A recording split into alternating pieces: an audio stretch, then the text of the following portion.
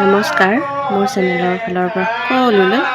আৰু আজি আমাৰ ঘৰত পুথিপাঠ পঢ়াইছে অকণমান, তাকে ভিডিঅ' কৰি থৈছিলোঁ। মই অলপ লেট হ'ল ভিডিঅ'টো এডিট কৰা, কাৰণ যোৱাকালিৰ ভিডিঅ' হয়, সময় নহ'ল। যোৱাকালি গোটেই দিনজোৰা কাৰ্য আছিল।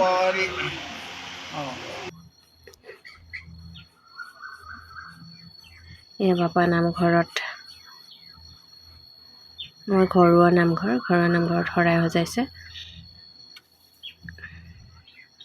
ভিতৰত এয়া দাংবডি ভাজিছে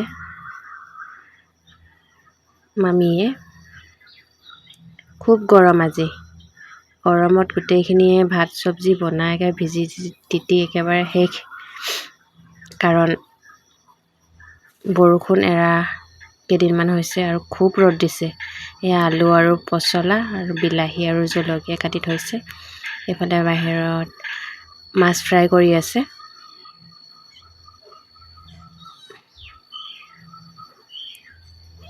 বছৰিকা সকাম বুলি। আৰু এয়া আমাৰ মিনিয়ে শুই আছে। ইমান গৰমত থাকিব পৰা নাই সিও।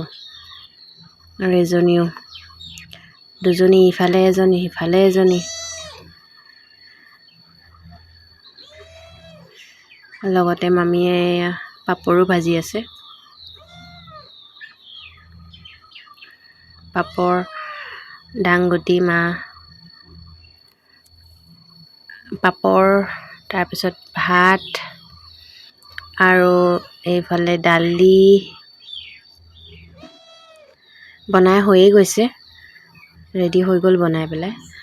আৰু এইফালে হ'ল লেচেৰি ভাজি, দাংবডি বুলিও কয়, লেচেৰি বুলিও কয়।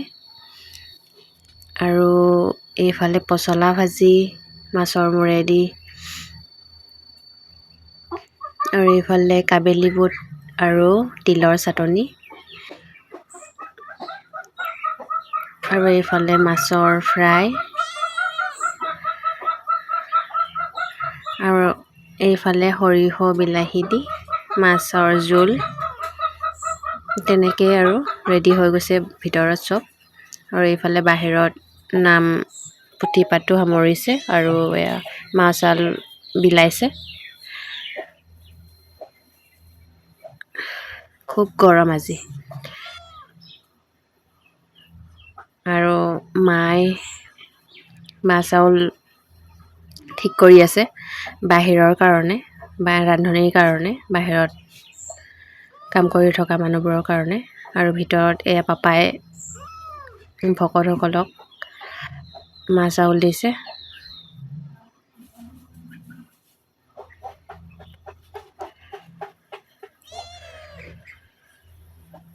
আৰু এয়া চাউল খাই শেষৰ পৰ্বত অন্নমুঠি দিছে খাবলৈ।